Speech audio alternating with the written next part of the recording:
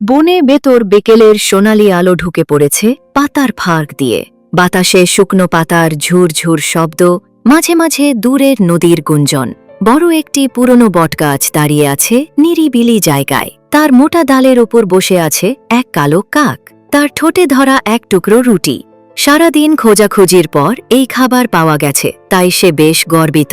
চারপাশে তাকিয়ে নিশ্চিত হল কেউ নেই, শান্তিতে বসে খেয়ে নেবে। ঠিক তখন বনের ঝোপের ভেতর থেকে এক ক্ষুধার্ত শিয়াল ধীরে ধীরে এগিয়ে এলো। তার পায়ের পাতার শব্দ প্রায় শোনা যায় না, শুধু চোখে ক্ষুধার ঝিলি। দূর থেকে কাকের ঠোঁটে রুটি দেখে তার মনে হল এটা আমার চাই। শিয়াল গাছের নিচে দাঁড়িয়ে মিষ্টি গলায় ডাক দিল, ওহে কাক মশাই, আজ আপনার পালকগুলো কত সুন্দর ঝলমল করছে। মনে হয় আপনি বনের সবচেয়ে সুন্দর পাখি। কাক একটু গর্বে বুক ফুলিয়ে নিল। তার মনে হলো হয়তো সত্যি আজ সে খুব সুন্দর লাগছে। শিয়াল কথা চালিয়ে গেল, আমি শুনেছি আপনার কণ্ঠ বনের সেরা।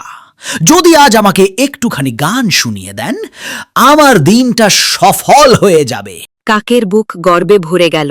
সে ভাবল, একটা গানই তো গাইব, এতে ক্ষতি কি? কাক গলা পরিষ্কার করে গান গাওয়ার জন্য ঠোঁট খুলল, আর ঠিক তখনই রুটি টুপ করে মাটিতে পড়ে গেল। শিয়াল চোখের পলকে রুটি তুলে নিল, হেসে বলল, গান শুনলাম না, কিন্তু খাবার পেয়ে গেলাম। শিয়াল রুটি নিয়ে বনের পথ ধরে চলে গেল। কাক স্তব্ধ হয়ে বসে রইল। তার গর্ব মুহূর্তেই ম্লান হয়ে গেছে।